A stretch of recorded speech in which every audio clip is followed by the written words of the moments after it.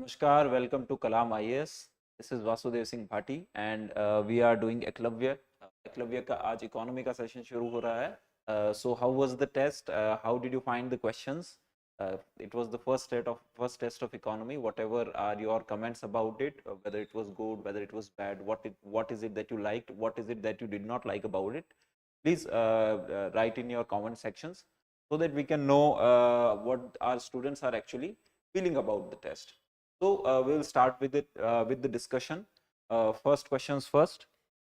So the first question is, consider the following pairs, and there are types of unemployment and characteristics. Now again, we have talked about it that the questions asked in UPSC are more conceptual in nature. It does not mean that there are no factual questions. There are factual questions also, and you found those questions in today's test. There was questions on schemes. So UPSC has not asked questions on scheme from past 3-4 years, but that does not mean that we will not study those schemes. We have to study those schemes because UPSC changes pattern every year. Every year UPSC will throw something which is very difficult to handle for the students. So you should be prepared for everything, but what should be your strategy is to focus on the things which UPSC has asked in the recent past. Agar UPSC is asking conceptual questions in the recent past, then you put most of your energy in understanding the concept. But that does not mean that you do not put any effort in learning new facts or about the schemes or anything. You put some efforts in that. So 80-20 is the ratio in the UPSC paper. The conceptual questions are 80% and the factual question are 20% as far as the economy is concerned. So your effort should also be in that ratio only. So you should spend 80% of your time on understanding the concept and 20% of the time on certain important facts related to maybe certain schemes, maybe some economic data. So there are certain questions which we found were very important. So it will be, even if you did not know the answer of those questions, don't worry about it, because the purpose of the test is not just to test your intelligence or your knowledge, it is also to prepare for the final exam. So you learn something new about it today. So the first question is type of unemployment and characteristics. So cyclical unemployment, disguised unemployment, and structural unemployment. There are three types of unemployment given here. The cyclical unemployment is explained as caused by fundamental shift in an economy. Okay. Next is disguised unemployment, does not affect aggregate economic output. Third is structural unemployment, results from the cycles of economic upturn and downturn. Now, even if you do not know the concept, what you can see that cyclical unemployment is given here, but the explanation of structural unemployment is result from cycles of economic upturn and downturn. So even if you understand simple English, to solve this question, that is more than enough. We understand that cyclical unemployment is something which is very cyclical in nature, as the name suggests, which is very cyclical in nature. So the unemployment will go up, will come down, will go up, will come down. This is how the economy also grows. The growth rate of economy is not always in a straight line. It is going up and down, going up and down. Similarly, unemployment, if that is result of downturn in the economy, is called as cyclical unemployment. So the this explanation results from the cycles of economic upturn and downturn is actually explanation of cyclical unemployment. And there is structural unemployment. What is structural unemployment? For example, there is poor infrastructure in country. If there is poor infrastructure, less number of people will be employed. As we know that building infrastructure leads to employment of more number of people. If there is poor infrastructure, then less number of people will be employed. So structural employment is that one. So this again, so first statement is wrong. Third statement is also wrong. The second statement is disguised unemployment. Now, disguised unemployment, we have read about this term. What is disguised unemployment? It is basically when the marginal return of employing one more employee or one more worker is zero. What does it mean is, if there is a 5 acre of land, a farmer and it requires 2 farmers to till that land. Now adding one more farmer or one more worker to that land will not give you any return. So disguised unemployment is something, more number of people are working than required. More number of people are working than required, and as a result, if we add more people to that particular activity, that will not give you any increase in output. The land will give the same output whether there are 2 number of people employed or 10 number of people are employed there. So in disguised unemployment, we see that it does not affect the aggregate economic output. It does not affect the aggregate economic output. So this statement is correct. First and third were wrong. Now select the incorrect answer using the codes given below. We have to select incorrect one. 3 only, 1 and 3 only, 1 and 2 and 2 and 3. Answer is B. 1 and 3, as we have seen, 1 and 3 are incorrect statement. Moving forward to the next question. Labor force participation rate generally means. Labor force participation rate, again we have discussed about in our class. There are certain 3 important things that were given in the economic review this year also and in the budget document also. One was unemployment rate, other was labor force participation rate, and there was worker population ratio. So we'll talk about labor force participation rate. Labor force participation rate is basically when it is the ratio between number of people who either are working or want to work, who are either working, those number of people who are employed, who are working somewhere, and those number of people who want to work. So this becomes the numerator. So this is basically number of people who are either working or who wants to work divided by number of people in age bracket of working population, 15 to 64, or it can be more than 15 years also. It depends upon the body which is calculating. Both are also correct, but Indian government recently has been using more than 15 years of age. So in India, the labor force participation rate, the worker population ratio is calculated in the terms of years. If out of the total population, if there are suppose 100 crore people who are above 15 years. So suppose there are 100 crore people who are above 15 years, and from those 100 crore people, 47 crore people are either working or wants to work, looking for work. So we will say labor force participation rate is 47%. So what are the 4 statements given here? Percentage of involuntary unemployed persons in labor force divided by total labor force. Second statement is percentage of all people of working age who are employed or are actively seeking work. Third statement is number of person days employed per 1000 person per day. And fourth is percentage of voluntary unemployed person in the labor force. Now again, as we have seen, labor force participation rate is basically number of people who want to work, who are working and who want to work divided by total number of people in the working age population, which is statement B. So answer is statement B in this question. Next question is, with reference to frictional unemployment, consider the following statements. Frictional unemployment क्या होता है? Frictional unemployment, there are various types of unemployment. So frictional unemployment is basically when a person is between jobs, when a person is in between jobs. For example, I am working in a particular company and I want to switch it. And when I want to switch the company, then maybe for certain period of time, for 1 month or for 2 months or for 5 months, I will be unemployed. So that unemployment is basically frictional unemployment. It is the result of voluntary unemployment transactions within an economy. Correct statement.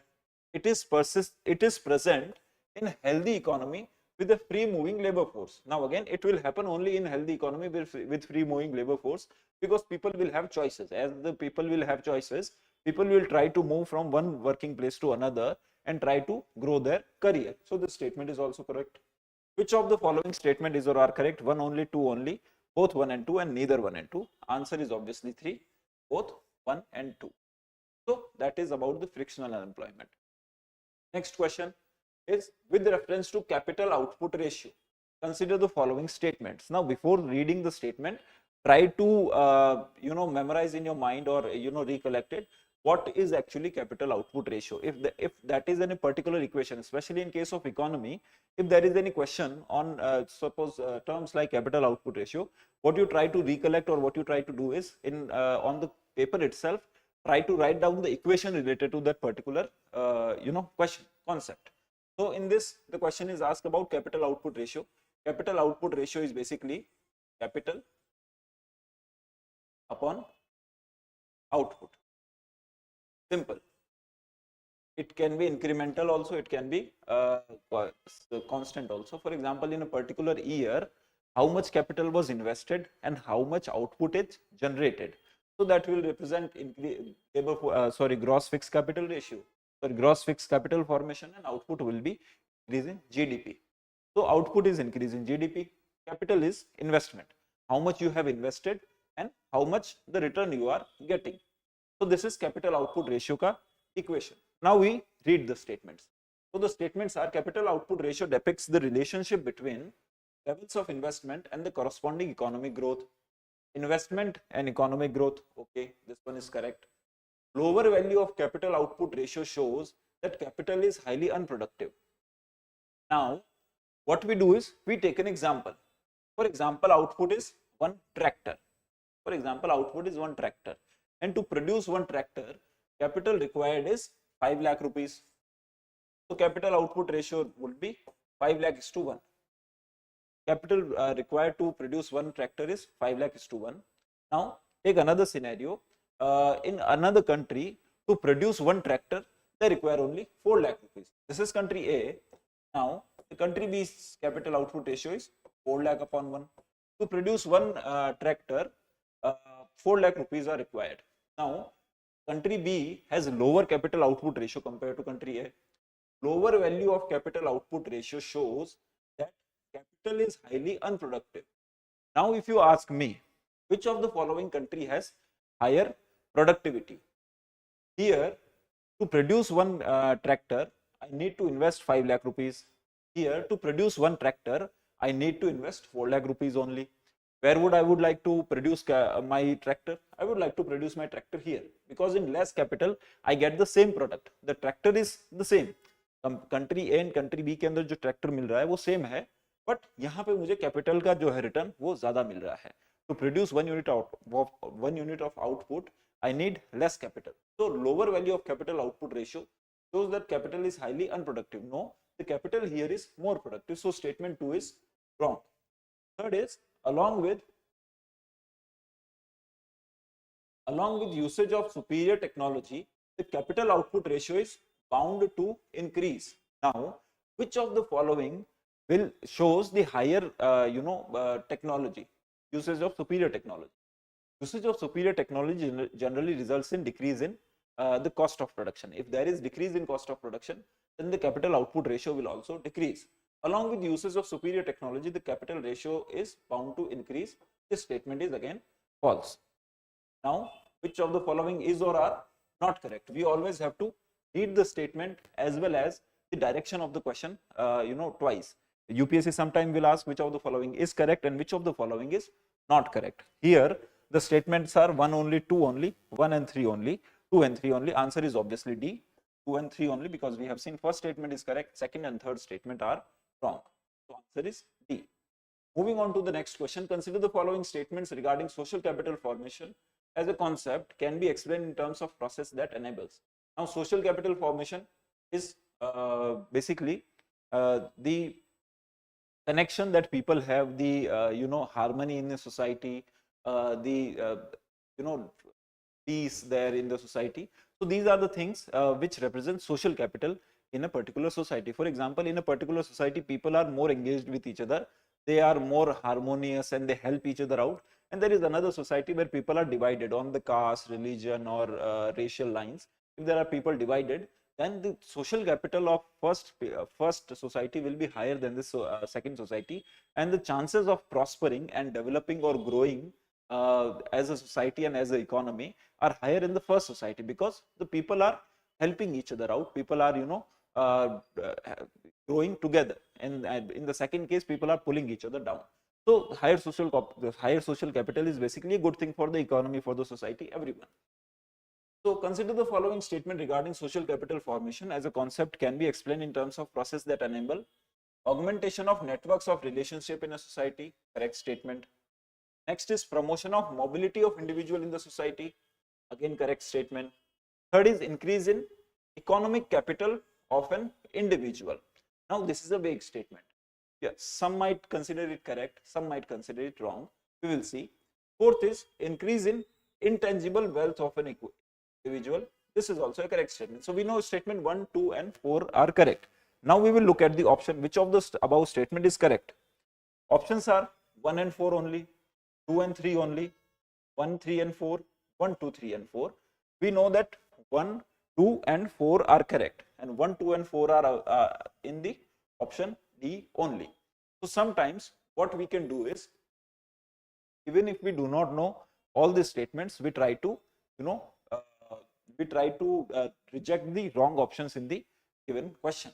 So we know that 1, 3 and 4 are correct, and 1, 3 and 4 are correct, and 1, 2 and 4 are correct. So we know that 1, 2 and 4 are correct. We are a little doubtful about the third one. But instead of applying our mind and wasting time in decoding this particular statement, okay, whether it is correct or not, we should directly go to the options and take right answer and move forward. Now, for the purpose of class, we will delve into whether the third statement is correct or not. The third statement is basically increase in economic capital of an individual. Now again, what the question has asked is that what it enables. Now, as the example we took initially, there are two societies, one is harmonious and other is divided. Now, which of the following has higher probability of growing economically as well? The society which is harmonious in nature, where there are less number of conflicts in a society, that society has higher probability of growing economically. So individuals also benefit a lot from higher social capital. So increase in economic capital of an individual is also one of the benefit of a high social capital in a particular society. So answer to this question is D. Moving forward, next question is with reference to approaches of human development. Consider the following statements. The income approach assume, so there are 4 approaches to human development. The statements are given about three approaches. One is income approach assumes that human development solely linked to the levels of income. Okay. The second statement is, in the basic needs approach, the government is responsible for increasing level of human development by maximizing expenditure on welfare. So what they are talking about in basic needs approach, maximizing expenditure on welfare. Third statement is capability approach, focus on building human capabilities in the area of health, education, access to resources, etc. Now, if you do not know this, if you did not know this answer of this particular question, do not worry about it. There are certain questions which are put there to increase your knowledge also. So there are basically 4 human development approaches. One is income approach, second is basic needs approach, third is capability approach, and fourth is welfare approach. Now, income approach is very simple to understand. If you increase the income of people, people will develop. So this particular assumes that human development is solely linked to the levels of income. This statement is correct. Next is capability approach is again very pretty easy to understand. You develop capabilities of individuals. How do you develop capabilities? Amartya Sen has given this concept of capabilities. So what he talks about is that you develop capabilities of individual, like you make people self-dependent, you make them productive members of the society. How do you do that? You take care of their education, you take care of their health, you take care of their nutrition, and you provide them skills so that they can be productive members of society. So capabilities is human capability in the areas of health, education, and access to resources. This statement is again correct. It seems to be correct. Now the only confusing two are basic needs approach and welfare approach.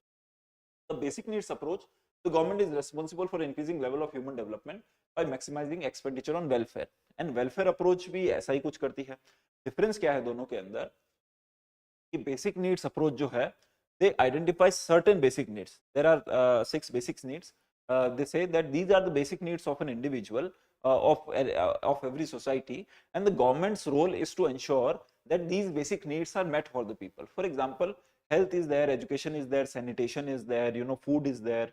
So these are the basic needs of the people. So basic needs says that there are certain basic needs, the government has to take care of that basic needs only. Now welfare approach says that the purpose of the state is to welfare of the people, and the definition of welfare will change with time. Now the definition of welfare will change with time. The welfare approach is much broader than the basic needs approach. Basic needs focus on certain basic needs, whereas the welfare approach says apart from meeting the basic needs, you have to focus upon other things also. For example, you talk about skill development. Skill development is not part of basic need, but in welfare that will come. Yeah, you talk about nutrition, you talk about a lot of other things, social capital formation and other things, which are part of welfare approach. Whereas, for example, providing internet to the people, so providing electricity. So these are some of them are not part of basic needs, but they are part of welfare. Welfare approach is basically broader. So this statement is wrong because the explanation given here is of welfare approach, not of the basic needs approach. The question is which of the following is or are correct? 1 only, 1 3, 2 3, 1 2 and 3. As we know, answer is B, 1 and 3. Second statement is wrong, 1 and 3 are correct. Next question is, with reference to the socio-economic caste census, consider the following statements. The government socio-economic caste census SECC was conducted in 2011. So the first statement is, the government must keep individuals' personal information confidential. Second is, if a government scheme is using data of SECC, the manual scavengers would be automatically included in the schemes. Now the question is, which of the following are not correct? Which of the following are not correct? Statement 1, 2, both or neither. Now, manual scavengers, if you have read about the SECC, you must know that there are certain type of people or certain categories of people who are automatically included in any government schemes beneficiaries. For example, disabled people. For example, widow, household headed by women, or manual scavengers also. So manual scavengers are people who are automatically included in any government schemes which is selecting beneficiaries on the basis of SECC. Now, the first one says the individual's personal information will be confidential. Now, the first and second statement are very contradictory in nature. Now, what we do is, sometimes while solving questions of UPSC, don't always rely on your knowledge alone, because you cannot clear UPSC prelims by relying on your knowledge alone. Sometimes you have to, even if you do not know the answer of that particular question, you can guess it. How do you guess it? Intelligent guessing is, the second statement says that manual scavengers would be automatically included. For example, if I am a manual scavenger, I will be automatically included in the National Food Security Act. The first statement says the government must keep individuals' personal information confidential. Now, if the government keeps my personal information confidential, how will I receive the benefit? The benefit given to me, the identification of people. Okay, these are the people who will receive the benefits of that particular scheme. How will we identify those people? How will we identify, okay, these are the household to which we will distribute free ration, or these are the household to which we will give free pension every month? How will you identify them if your information is kept confidential? So first statement is very antithetical in nature to the purpose of SSCC. SSCC का purpose था कि लोगों को economic और cast के basis पे identify करें और to give benefits of the government scheme to certain categories of people. So first statement is very antithetical in nature. First statement is wrong. Second statement is correct. Answer is A. One only is the not correct statement. Next question is, which of the following are the pillars of human development? Again, this question is very difficult question, I would say. If you do not know, you do not know. There is no logic in it. So there are certain questions in UPSC prelims where there is no logic, where there is no concept. If you do not know, you do not know. So this is for your to make your preparation even better, to add knowledge to your existing repository. So the answer to this question, will not discuss it much. The answer to this question is A. Equity, productivity, empowerment, sustainability. There is not much to understand in this particular question. The only thing that you should know about is what does equity mean, what difference between equity and equality. Equality will say that people should be equal in all terms, even in economic terms. For example, equality will say a doctor and a sweeper should earn equal wages. Whereas equity talks about equality of opportunity. Equity is equality of opportunity.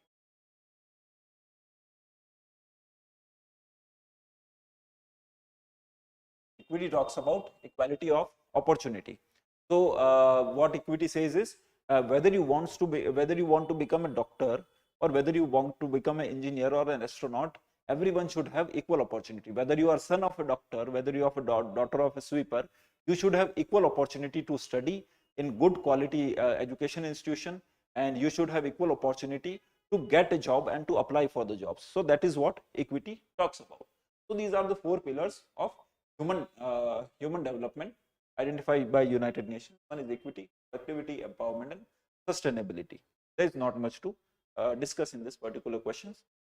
Next is with reference to gross capital formation, consider the following statement.